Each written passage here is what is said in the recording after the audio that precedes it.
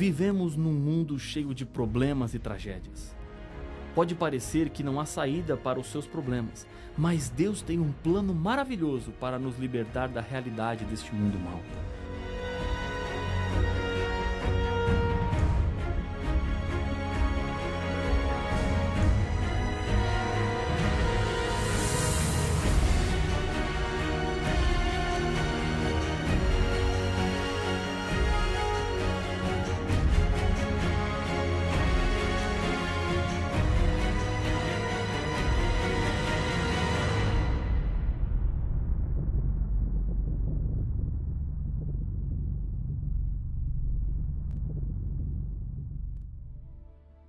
Deus sempre cuida dos seus filhos. O povo de Deus passou mais de 400 anos vivendo no Egito.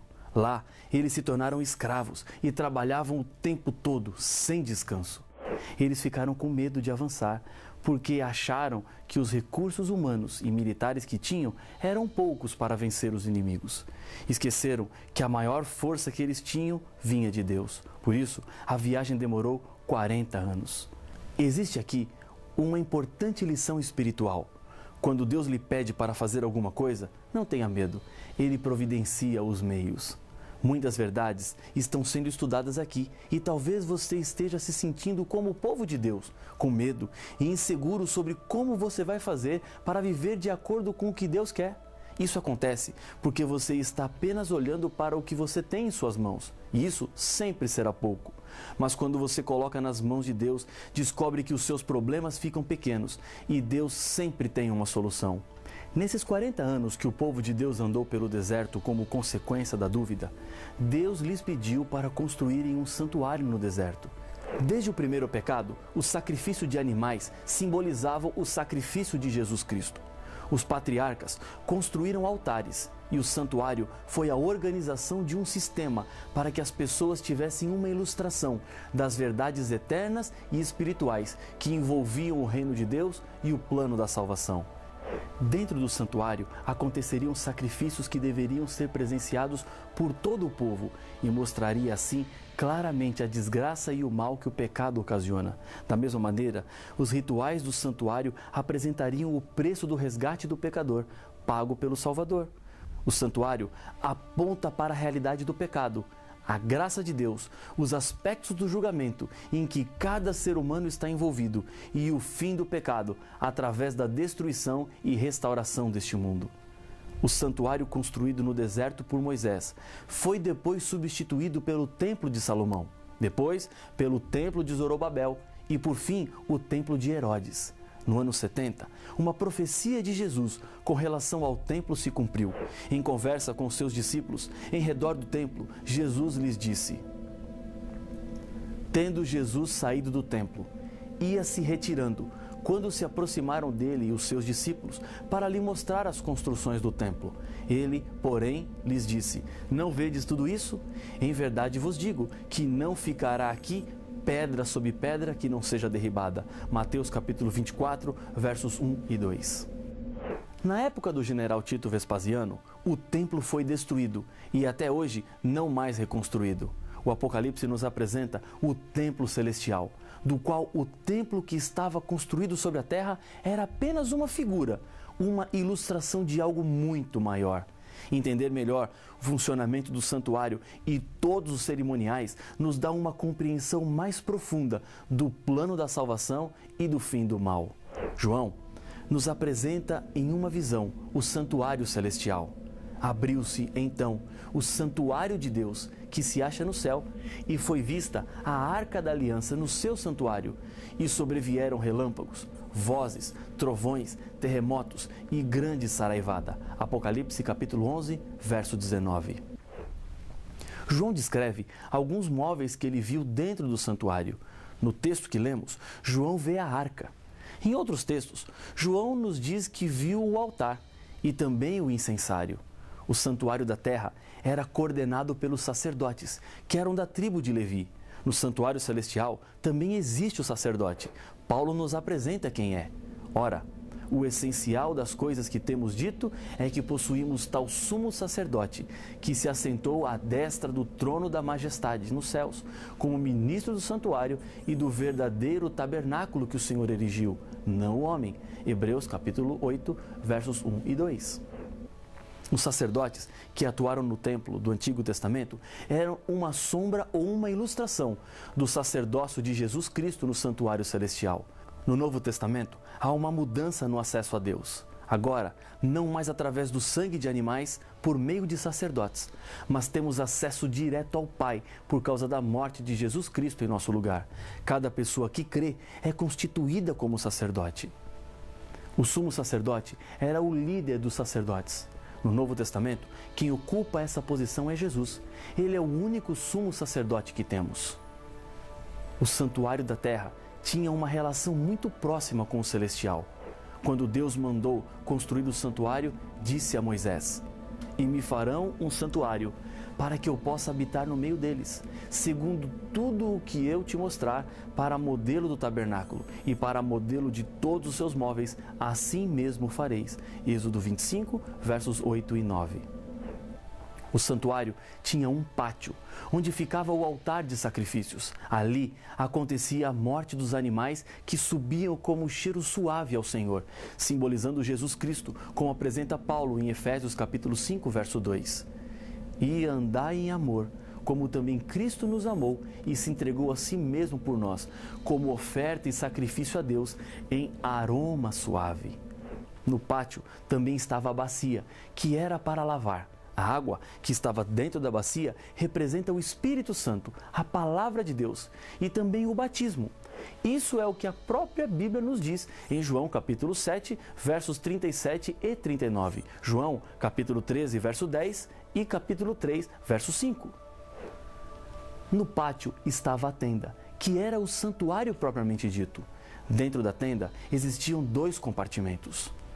O primeiro era chamado de santo.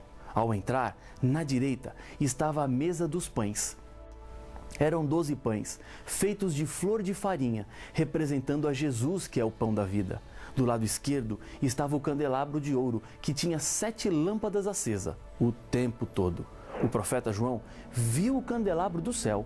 Voltei-me para ver quem falava comigo, e voltado vi 7 candeeiros de ouro. Apocalipse capítulo 1, verso 12.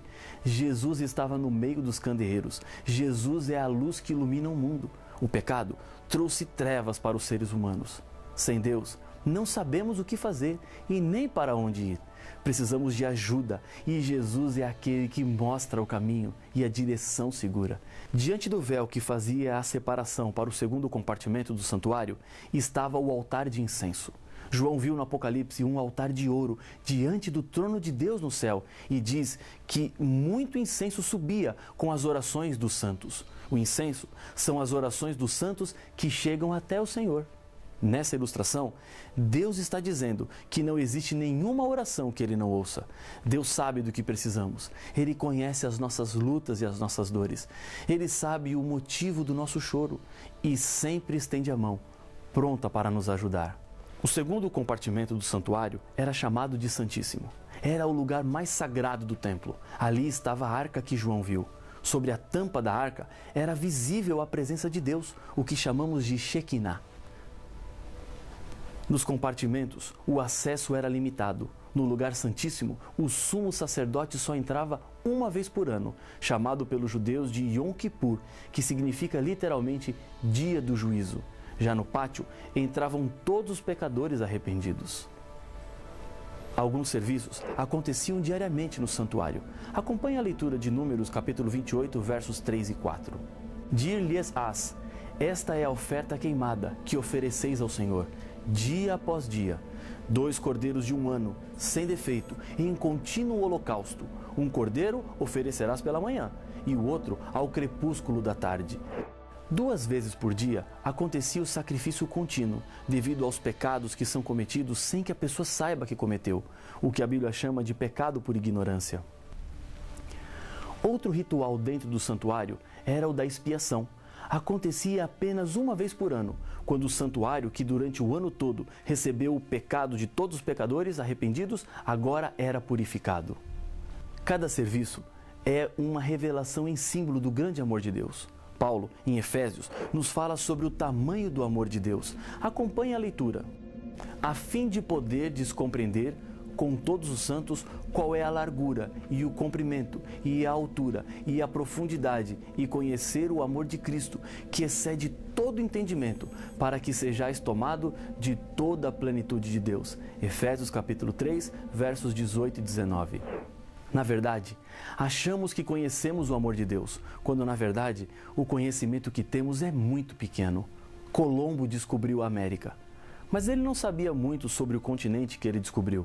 Morreu sem conhecer os grandes lagos, rios, bosques e vales. Assim também nós descobrimos o amor de Deus que nos alcança para resgatar, mas saiba que esse amor tem altura, largura e profundidade que não conhecemos. Esse amor é como um imenso oceano e é necessário imergir nele para que conheçamos um pouco mais do que ele representa, sem conhecer tudo o que havia descoberto.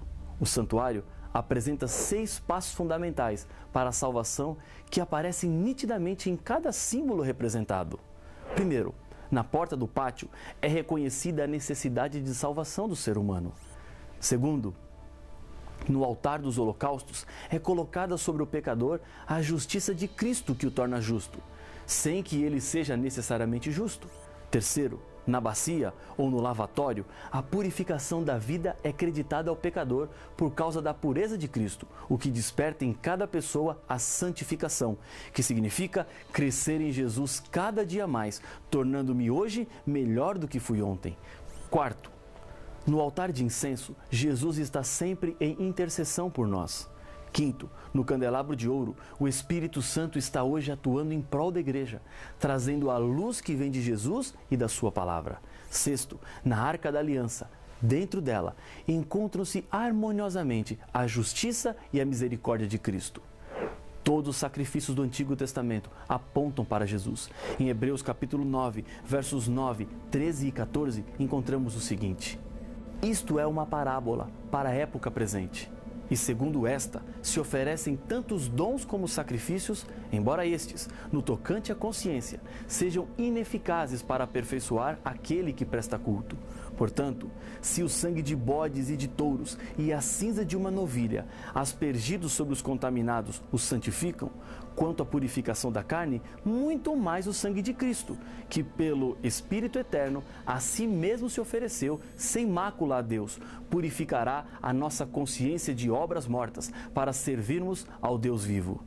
O grande pintor francês Jean-Léonel Gérôme fez um quadro da crucifixão de Jesus que é uma verdadeira obra-prima. Nela não aparece a cruz de Cristo, mas sua sombra projetada no chão. Ao fundo, aparecem os soldados romanos e a multidão retornando para Jerusalém. Mas a sombra da cruz faz do quadro magnífico. A sombra da cruz de Jesus projeta-se através dos séculos e chega até os nossos dias e exerce uma poderosa influência na história do povo de Deus. Mas talvez você esteja se perguntando: matar animais? Isso não é muito violento? O sistema de sacrifícios do Antigo Testamento ensinava ao povo o caráter terrível do pecado e apresenta Jesus como o único caminho que pode libertar os seres humanos da culpa. O pecado é uma ofensa moral contra Deus e apenas o sangue de Jesus pode apagar os pecados e libertar o ser humano da sua culpa. Hebreus capítulo 8, verso 6, apresenta a realidade do ministério de Jesus. Agora, com efeito, obteve Jesus ministério tanto mais excelente, quanto é ele também mediador de superior aliança, instituída com base em superiores promessas. Jesus é o único e suficiente mediador entre Deus e os homens. Um mediador intercede por ambas as partes. Jesus intercede por nós diante de Deus, oferecendo os méritos de seu sangue e implorando o perdão dos nossos pecados, dos quais nos arrependemos quando aceitamos a Jesus. Também intercede da parte de Deus em nossa consciência, para que nos convertamos e a nossa vida seja de acordo com a vontade de Deus, obedecendo assim aos seus mandamentos. Jesus entregou-se a si mesmo para que tivéssemos salvação. Porque Cristo não entrou em santuário feito por mãos, figura do verdadeiro, porém no mesmo céu, para comparecer agora por nós diante de Deus. Hebreus, capítulo 9 e o verso 24. Em uma vila na Escócia, viveu um médico que ficou conhecido pela sua bondade. Após a sua morte, ao examinarem os seus livros, encontraram muitas contas marcadas com tinta vermelha, com as seguintes palavras: cancelada, pobre demais para pagar. A esposa, que pensava diferente dele, disse: estas contas devem ser cobradas, e levou assim o assunto até o tribunal. O juiz lhe perguntou: isto que está escrito em vermelho é a letra do seu marido mesmo? Sim, respondeu a viúva. Então, não existe tribunal no mundo que possa exigir o pagamento dessas contas, uma vez que o seu marido escreveu canceladas. A todo instante, Cristo está intercedendo por nós no santuário celestial, cancelando a dívida dos pecados pelos quais nos arrependemos, tendo-o aceitado como Salvador e mediador. Ele pode fazer isso porque pagou o preço pelo resgate dos seres humanos. Há uma mensagem a ser proclamada nesses últimos dias da história do mundo. Essa mensagem está no Apocalipse. Vi outro anjo voando pelo meio do céu, tendo o evangelho eterno, para pregar aos que se assentam sobre a terra, e a cada nação, e tribo, e língua, e povo, dizendo em grande voz: temei a Deus e dai-lhe glória, pois é chegada a hora do seu juízo, e adorai aquele que fez o céu, e a terra, e o mar, e as fontes das águas. Apocalipse 14, versos 6 e 7. Existem 3 fases do juízo de Deus. Uma acontece enquanto Jesus é o nosso advogado. Ele intercede enquanto é investigada a conduta de cada um dos seus filhos. Ele oferece perdão, restauração e paz. A primeira fase ocorre enquanto Jesus é o nosso advogado. Ele intercede enquanto é investigada a conduta de cada um dos seus filhos. Ele oferece perdão, restauração e paz. A segunda fase acontece quando a porta da salvação se fechar e o Senhor virá para levar ao céu o seu povo fiel. E no céu acontecerá a análise do julgamento de Deus, um tempo de comprovação para os santos de que Deus foi justo. A terceira acontece com a destruição final dos ímpios. Esse é o fim de todo o mal e do pecado. Nunca mais haverá morte, nunca mais haverá divórcio. Deus não quer que você seja considerado culpado e nem condenado. Ele quer te ver salvo. Mas para isso acontecer, uma decisão precisa ser tomada. Não deixe para amanhã, pois o amanhã não existe. Já ouvi algumas vezes pessoas dizerem assim: não me entreguei a Jesus ainda, porque não chegou a minha hora. Deixa eu lhe dizer uma coisa. Deus não chama ninguém com hora e dia marcados. Ele chama a todos agora. Não é preciso esperar nada. Basta apenas você aceitar viver de acordo com a vontade dele. Outros dizem assim: existe tempo para tudo e o dia da minha entrega ainda não chegou. É verdade que a Bíblia fala de tempo para tudo, mas quando o assunto é a salvação, o tempo certo é agora. Preste bem atenção no convite que eu vou lhe fazer. Você quer receber de Deus a salvação? E está disposto a viver de acordo com a vontade de Deus? Se esse é o seu desejo, se essa é a sua vontade, ore comigo. Senhor, obrigado por teu amor profundo, que foi até as últimas consequências para nos salvar. Aceita o nosso coração, a nossa entrega e a nossa decisão, em nome de Jesus. Amém.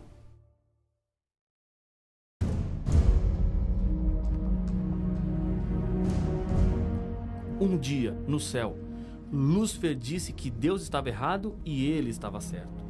Jesus, no livro do Apocalipse, nos apresenta um julgamento, onde todos os seres humanos comparecerão. Temei a Deus e dai-lhe glória, pois é chegada a hora do seu juízo. Mas quando este juízo acontecerá? Antes ou depois do fim do mundo?